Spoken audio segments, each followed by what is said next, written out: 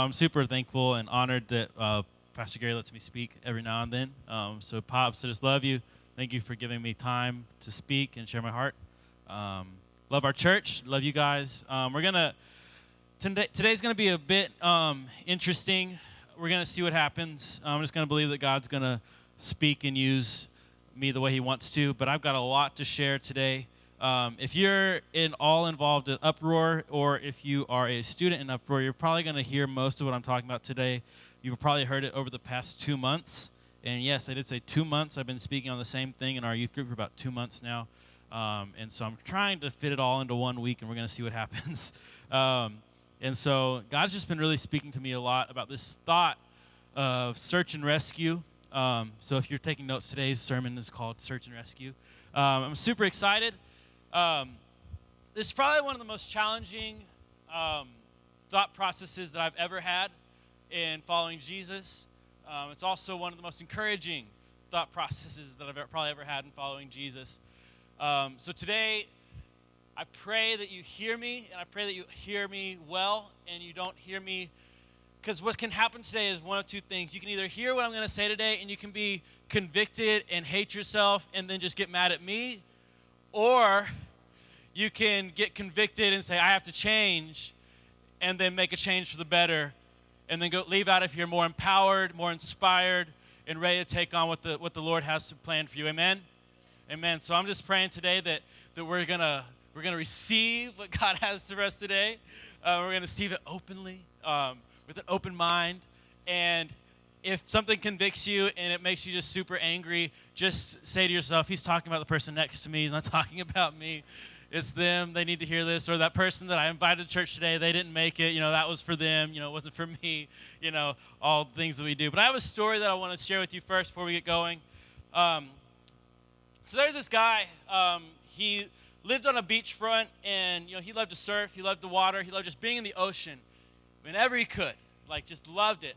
And honestly, he loved the parts where no one really went to, because in those types of parts, when it's not like a public beach, is usually where a riptide lies. And it's in the riptide where he finds that he loves it a little bit more than the regular tide, because it kind of pulls him out, and there's just that little element of danger involved.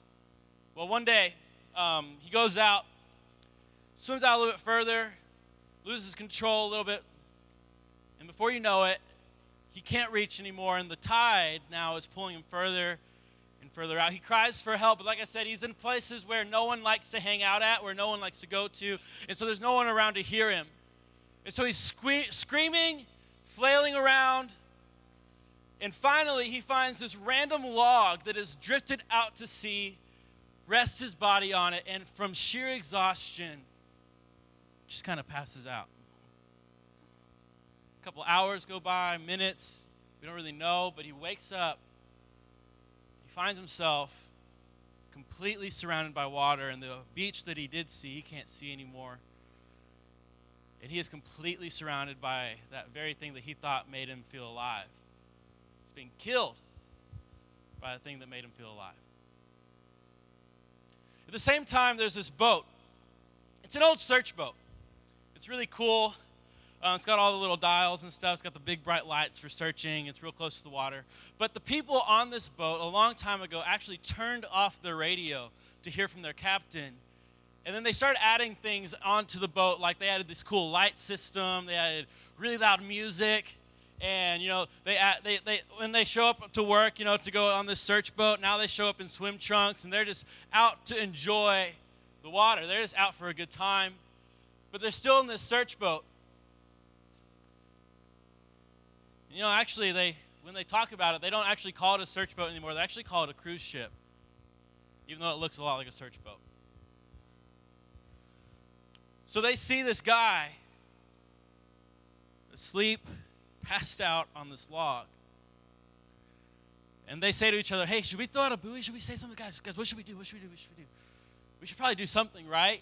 We should probably help this guy out, right? He's drowning, there's something wrong. And then about the same time they start seeing him, he wakes up and sees them, and then he just is completely exhausted. And so he cries out for help, but it sounds a lot like just help.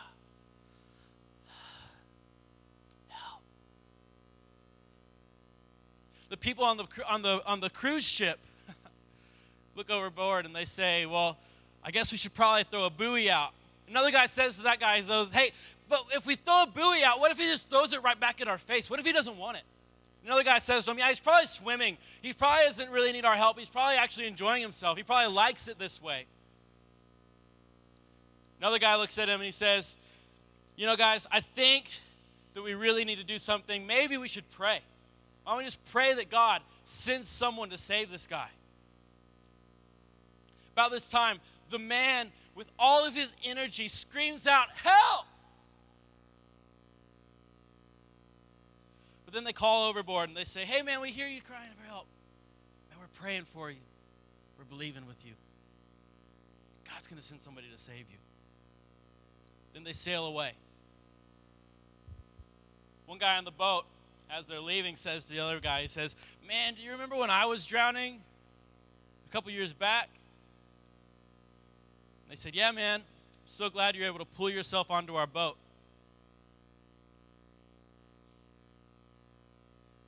Do you realize we have turned the cruise ship or the search boat of Christianity, the search boat of the church, into a giant cruise ship that is in the water with people who are drowning? And we're crying out, and we hear the cries of people for help, and all we can say to ourselves is, but what if they reject me? What if they take my help and they throw it right back in my face? You know, they're probably happy living in sin. They're probably happy drowning alive. They probably like their life this way. I'd probably be an inconvenience if I came and I said anything to them. But the whole time, we've forgotten that we were the drowning. But the only difference is if someone didn't invite you to church, you pulled yourself onto this cruise ship. And because of the culture that's been created, we've forgotten who we are. That we are not on a cruise ship. We are in a search boat, and we look ridiculous when we go into the seas of the world. And all we do is say, I'm going to pray for you, man. I'm praying that God sends someone to save you, when you might very well be the person that God has sent into their life. Let's pray this morning. God, I thank you for today. God, I pray, Lord, this morning, God, that you would guard my words. God, that you'd let us hear what you have to say with open hearts, God. Lord, we'd be convicted, but we would be convicted to change. God, that we'd go into this world, God, with just eyes open, ears open to the cries of this world. And God, we would not be able to not do anything anymore. God, I love you and I thank you, God, just for an opportunity to get to share your word with your church. In Jesus' name, amen. When we look in Luke chapter 19, verse 10, this is what it says, it's going to be on the screen. For the Son of Man has come to seek and to save that which was lost. Seek. When you look at the word seek, some synonyms for that would be explore, pursue, chase, go after, leave no stone unturned, look high and low, search out. That's what Jesus did. For the Son of Man, Jesus, has come to explore, to pursue, to go after, to leave no stone unturned, to look high and low, to search out, and to what? To save. When you look up synonyms for save, that means to deliver, to free, to recover, to defend, to liberate, to ransom, to unchain, to bail out, or to rescue. So when we look at this verse, we realize that this is what Jesus came for. Very simply, for the Son of Man has come to seek and to save, or to search and to rescue that which was lost. In John 3:17, this is another thing. This is Jesus. God sent his Son, or God sent Jesus into the world, not to judge the world, but to save the world through him. So Jesus came on mission to look for us, to seek us out, and then to liberate us. He came on a search and rescue mission. So 2018 is our year to get back on mission. To get back on mission. What mission? the mission of Jesus. Our only mission is to carry on Jesus' mission. There's not a new mission. When you become a Christian, it's not like God has like, well, you're going to be a preacher so that you can do other things other than seek and save the lost. Or you're going to be a teacher just so you can do other things other than seek and save the lost. No, if you're a Christian, no matter what your avenue is the end result, the end game is to seek and to save the lost, to search and to rescue those who need saving. So in 1 John 2:6, it says, those who say they live in God should live their lives as Jesus did. Those who say they live in God should live their lives as Jesus did.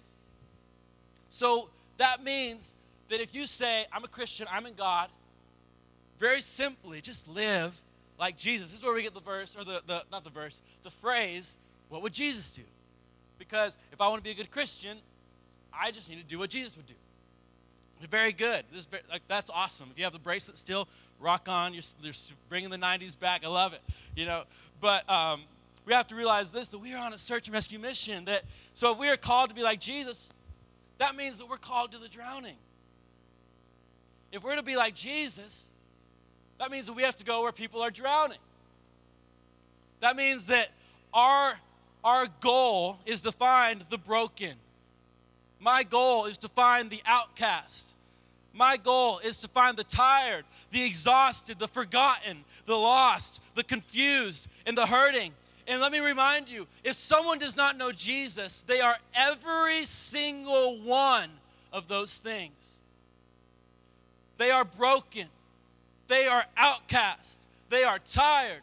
They are exhausted. They are forgotten. They are lost. They are confused, and they are hurting. And they are in need of Jesus.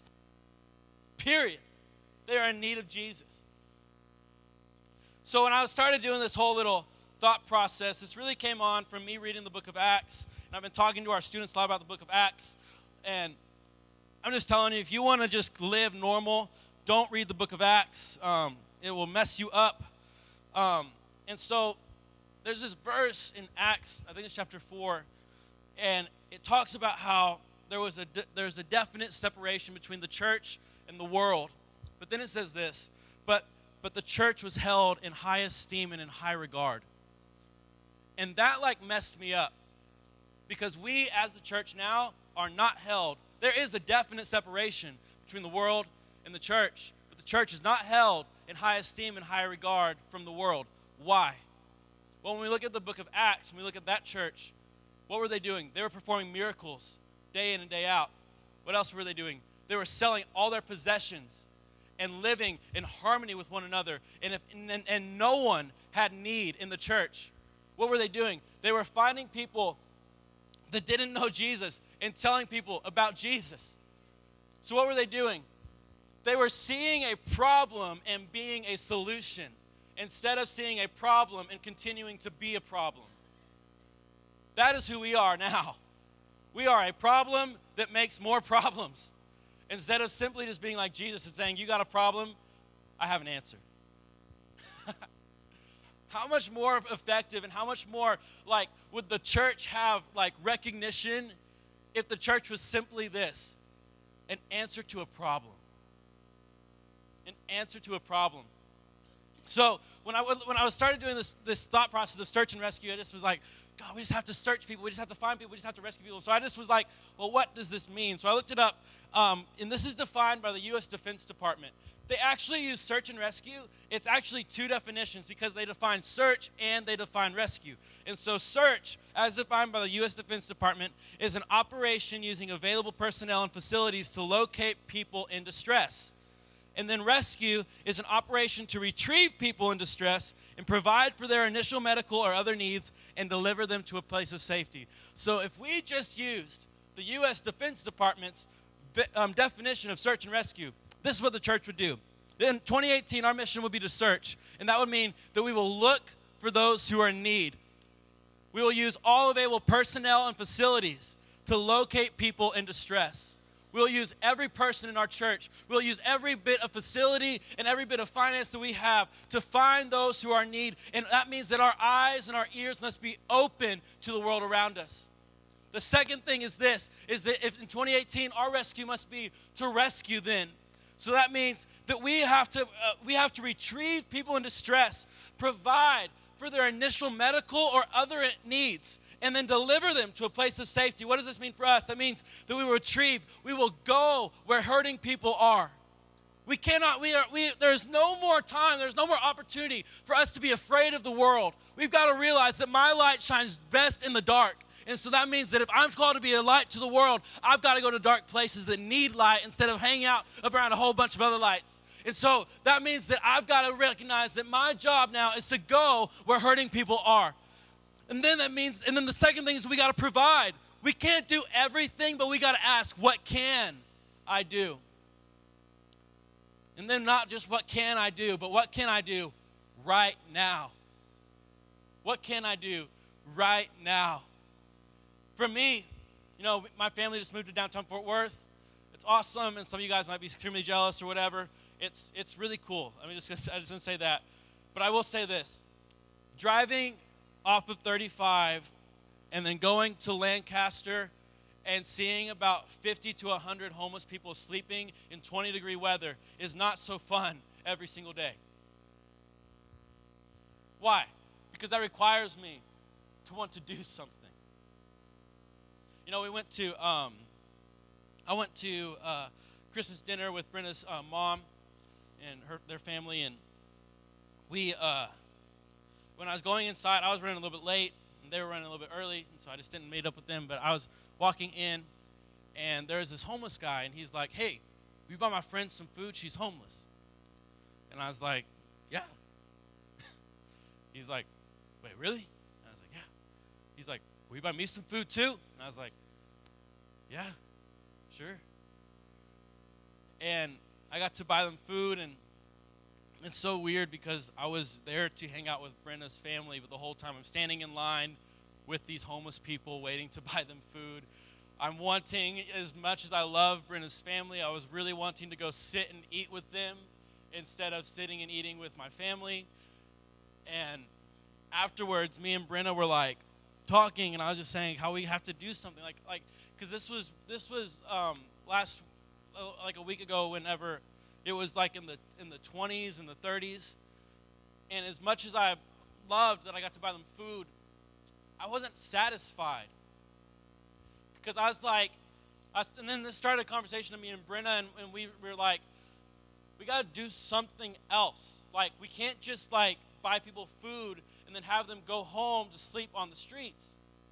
And so me and Brenda, we're getting married in May, and we're like, don't have a lot of money, as most newlyweds don't.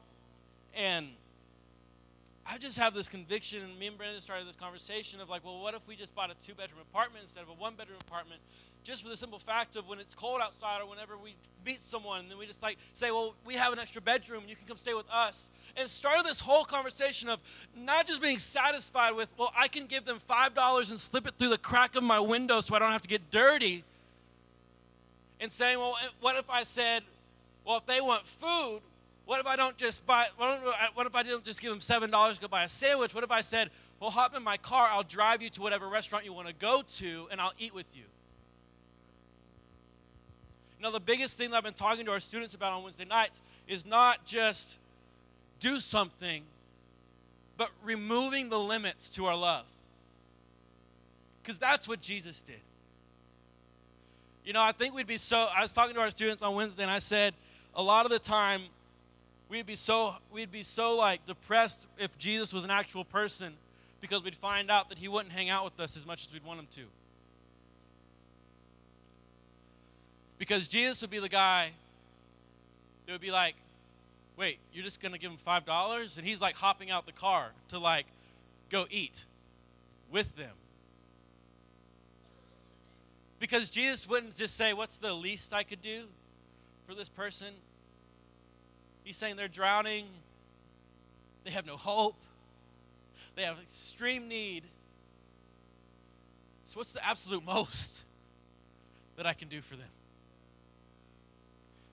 What's the absolute most that I can do? How can I expend myself? How can I exhaust all my resources, everything I have for the world around me? How can I go broke by just giving away to the people that I know need my money more than I do?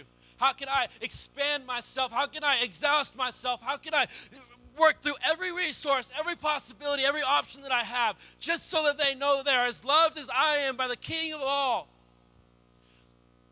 Because it's not about just living. It's not just about giving everything away. It's about saying they are more valuable than a $5 bill slipped through my window. They are valuable enough for me to sit with them and get to know their story, get to know their name.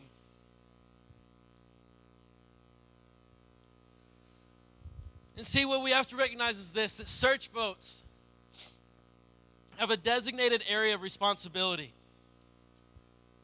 This is straight from the U.S. Defense Department. What does this mean? This means that Europe does not get mad at us when we don't save a drowning person that's drowning in Europe, because that's not our designated area of responsibility. In the same way that our Coast Guard does not get mad when the European Coast Guard doesn't come down to rescue some person who's being attacked by a shark or something in Galveston. It's not their area of responsibility. So we must realize this. It is not by accident that we live where we live, where we work where we work, that we know who we know, and that we pass who we pass. It's not by accident. I was reminded of the story of Esther. This is in Esther chapter 4, verse 13. This is what it says. This is Mordecai talking to Esther. If you don't know the story of Esther, read the story of Esther. It's a great story. This is what it says. If you persist in staying silent at a time like this, help and deliverance will arrive for the Jews from someplace else, but you and your family will be wiped out. Who knows? Maybe you were made queen for just such a time as this. See, we will hold an account before Jesus when we get to heaven. And my question to you is, will he say, well done, my good and faithful servant? Or will he say, why didn't you seek and save where I placed you? See, we are responsible for where we are at. We must take ownership of our families, of our jobs, of our friends, of our city, and say, no, it's not someone else's job to come in and save my friends. It's not someone else's job to come in and save my family. It's not someone else's job to come in and save my job. It's my place of responsibility. It's my designated area of responsibility. It's up to me. We cannot wait for someone else to come and tell the world about Jesus. We are the ones. You are the ones. It's not someone else's job. We don't need to pray that God sends some missionary to come and save DFW. You know, I have some friends that just moved in from California to start a church in the Fort Worth area, and when I heard about it, I was honestly like kind of offended, because I was thinking to myself, these are my people. We don't need you from California to come down here, try and save all the lost people in Fort Worth. We got it. These are our people. This isn't your area of responsibility, man. It's not your turf. But you know, it's pretty sad that God's having to call people from California to DFW to save the lost in DFW. So we must consider that God has placed us and called us where we are at this moment. So maybe you were made for this. Maybe you were called for this. Maybe you've been living your destiny the whole time. You've been waiting and wishing that God would call you somewhere else. Maybe you're exactly where you're supposed to be. Whole time you've been praying that God gives you another job. Maybe the whole reason you haven't got another job is just because God's saying there's someone at that job who needs me more than you need a raise. See, in the story of Esther, we find that hope and deliverance is coming. That means that hope and deliverance is always coming, that God loves the lost more than you love yourself enough to not say anything to the lost. God loves them so much, so he will send someone else. But will we be the ushers of hope and deliverance? Will we be the carriers of Jesus to the world around us? See, if we stay silent while the world is dying, help and deliverance will come someplace else, and we will miss out on what we're called for. We must see our school, our city, our family, our friends as our area of responsibility. It's not our job to reach everyone, but we are called to reach out to the people in our area of responsibility. You are not called to reach absolutely everyone. It's ridiculous. In the same sense that the U.S.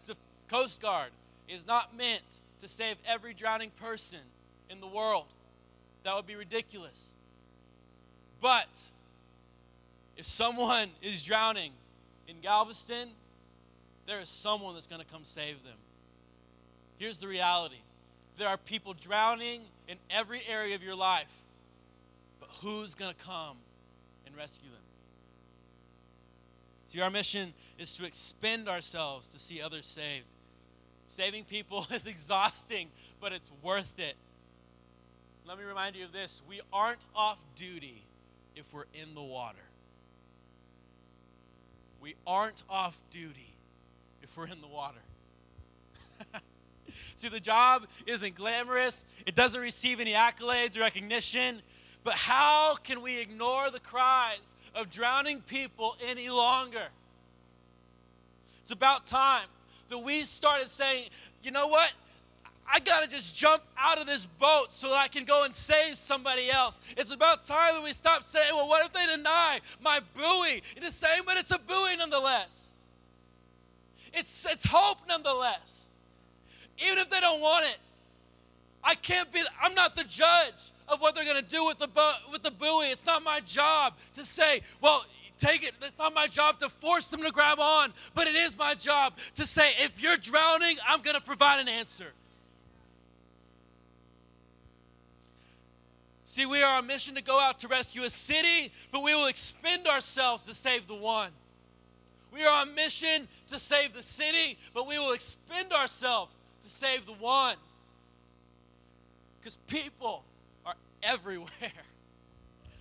Do you realize that if you go to your local Starbucks, as soon as you get there, you will see about 20 people.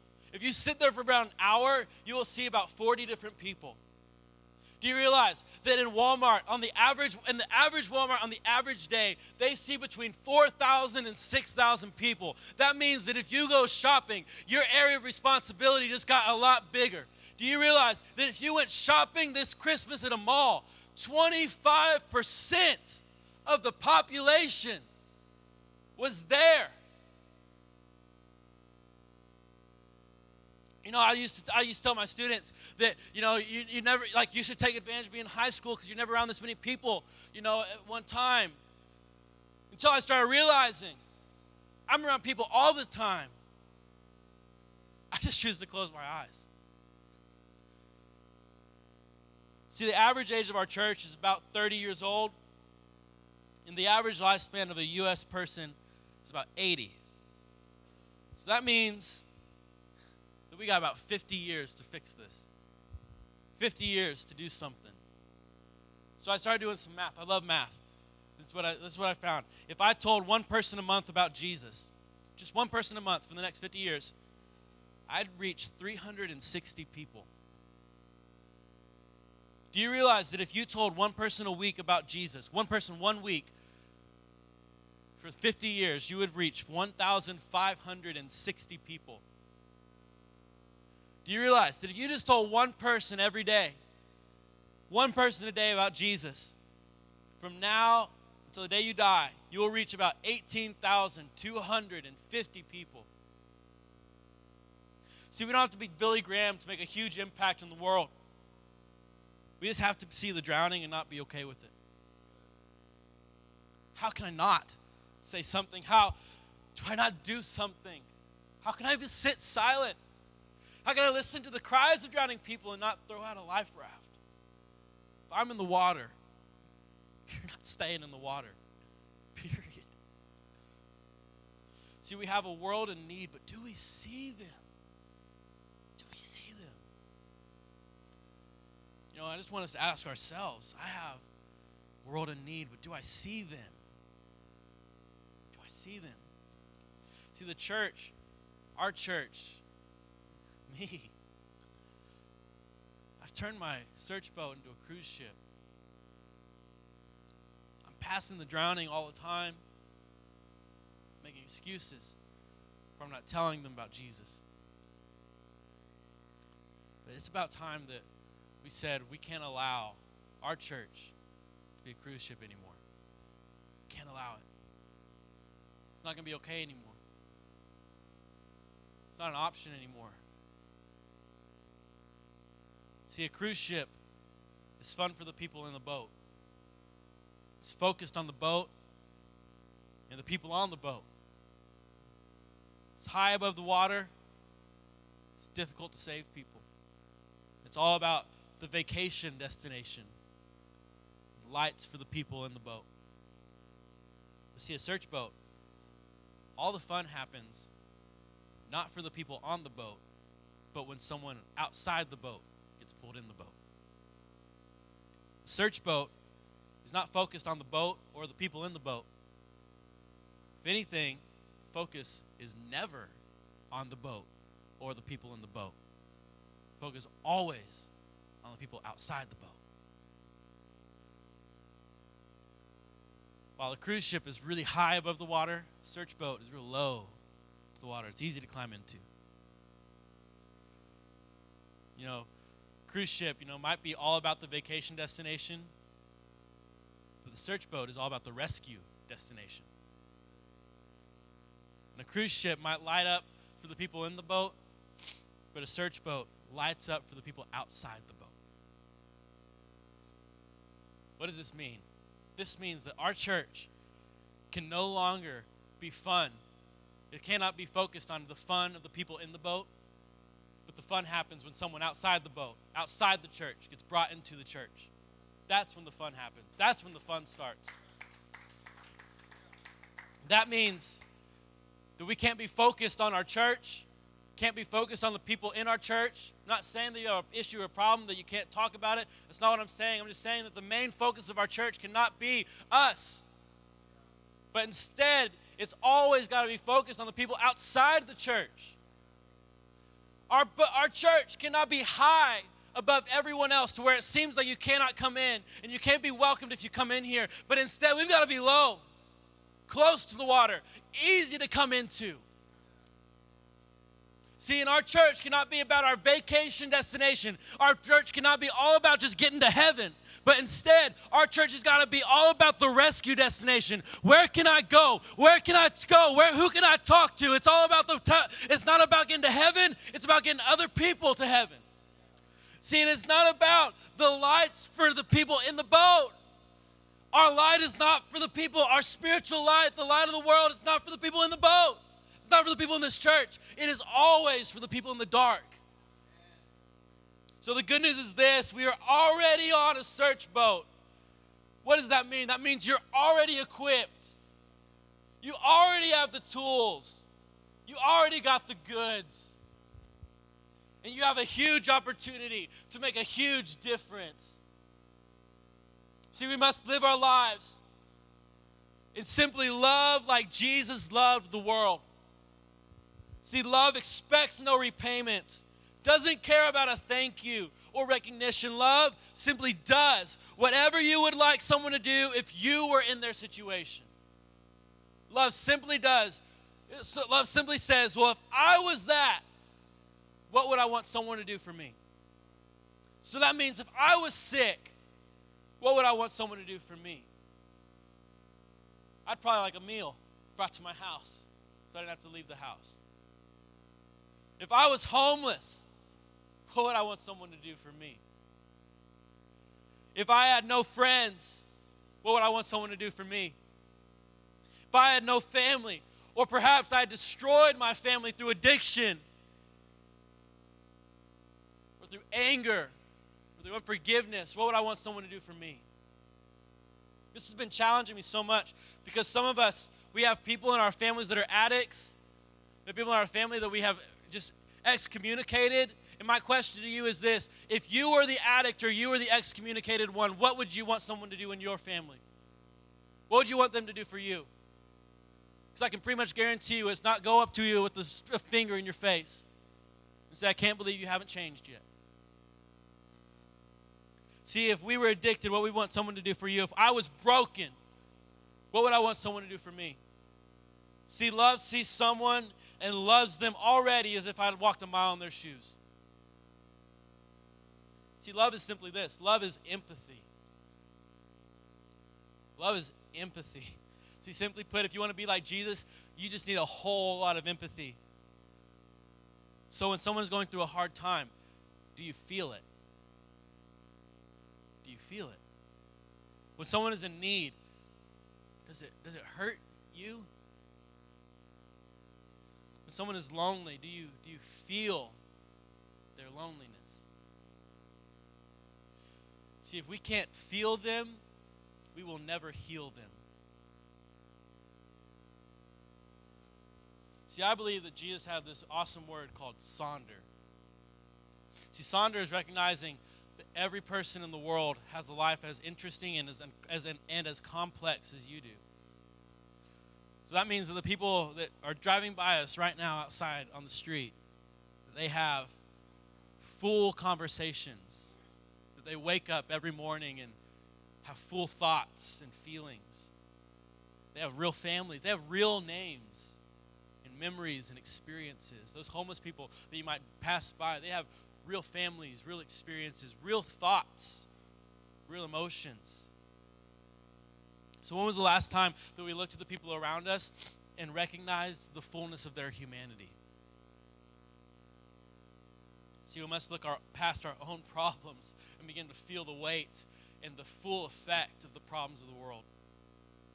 See, in Romans 12:15 it says this, rejoice with those who rejoice and mourn with those who mourn. A lot of us, we have no problem rejoicing with those who rejoice. But some of us even have problems with that. I'd say probably the biggest reason why the church has lost its effectiveness in the world is we've just simply lost the ability to mourn with those who mourn. Because when we mourn with those who mourn, when we feel what they feel, it forces us to action. That's when you start feeling and you say to yourself, if I was drowning, what would I do? See, the problem is a lot of time we just want to close our eyes to the world around us and just be focused on ourselves and our own family. Well, Alex, I got a lot of stuff going on right now, man. I'm not saying you don't. I'm just saying that maybe if we look at the life of Jesus, we recognize that everyone or most of his miracles were performed in an interruption to his day. He had a lot of stuff going on too. I say he had a lot of stuff going on when he was being nailed to the cross and still said, Father, forgive them for they don't know what they do.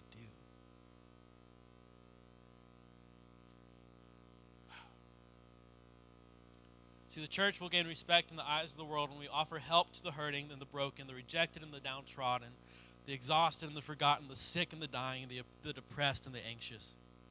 See, we must resist being the problem and just simply start healing problems. See, Jesus recognized the humanity of each person, felt their pains, and loved them right where they are.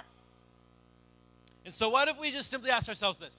What would I want someone to do for me if I was in their shoes? And then we just did it.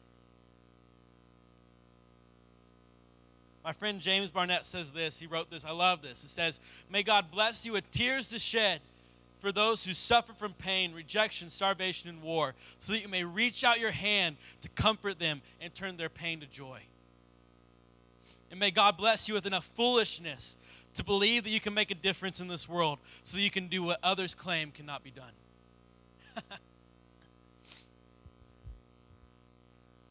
I have a couple more things I want to share, and then we're going to get out of here. I just want to blow your mind with some numbers real quick. So this is, so we all know this, that no man is an island. We've heard the quote. And so this has been blowing my mind lately. So when you see a person or a place or a thing, or not person, place, thing, but you see a person, we need to remember that they are part of a family, they are part of a friend group, part of a neighborhood, that, simple thought, this simple thought is just simply messed me up because this is what we realize. Can we put this on the screen? Okay, so see, there's a red person up here. There's a little red dot.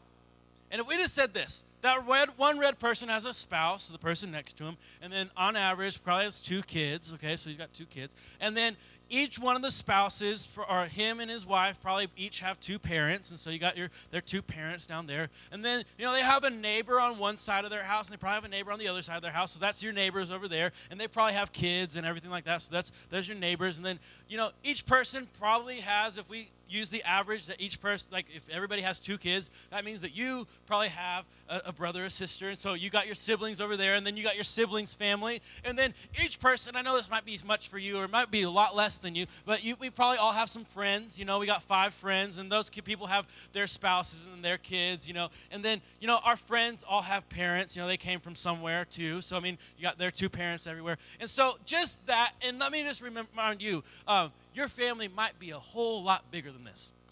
And your friend group might be a lot bigger than this too. Or just your little Foursquare might be a lot bigger than this, And so let me just remind you of this.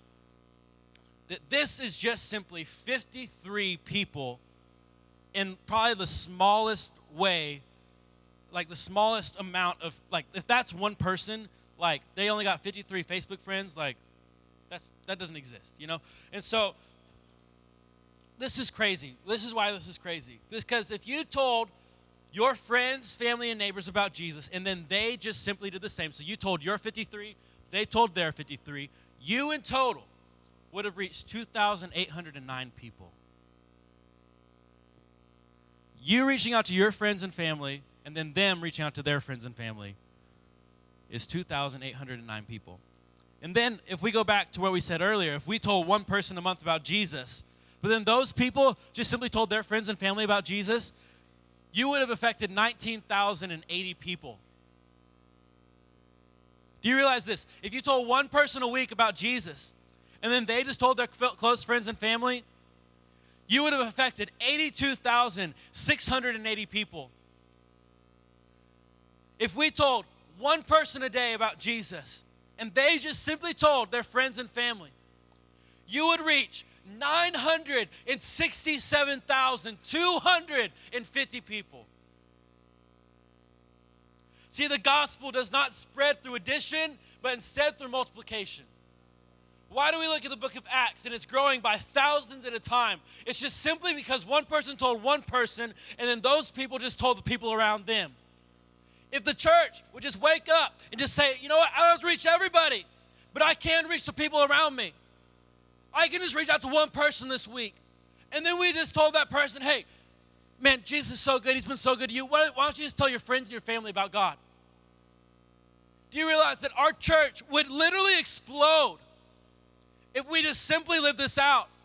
Because then we'd have to be taking the 2,809 people and multiplying that by like 100.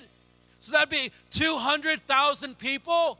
Our church growing by 280,000 people this year. Are you kidding me? But then, if those people caught it, so if I told my friends and family, they told their friends and family, and then those people told their friends and family, that would be 148,877 people. If I told one person a month, and then they told their friends and family, and then all those people told their friends and family, that'd be 1,011,240 people. If I told one person a week, and then they told their friends and family, and then those people told their friends and family about Jesus, we would have affected 4,382,040 people.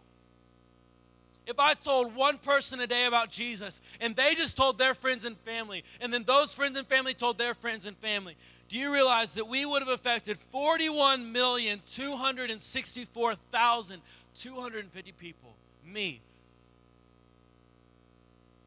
If you told one person a day about Jesus for the next 50 years, and then each one of those people told one person a day about Jesus, do you realize that you would have affected 333,062,500 people?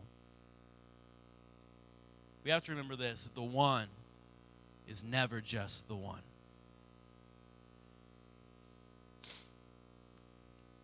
When you talk to those people at work, you can't just think about them. got to recognize that they got parents. They've got neighbors. They've got a whole other area of responsibility than you do. Do we recognize that if we can just get people excited about Jesus, and then we just got more people excited about Jesus, and just said, you know what, I don't care if I get rejected, I don't care if they don't want it, I just have to provide hope. Do you realize that the church would literally be exploding upon itself?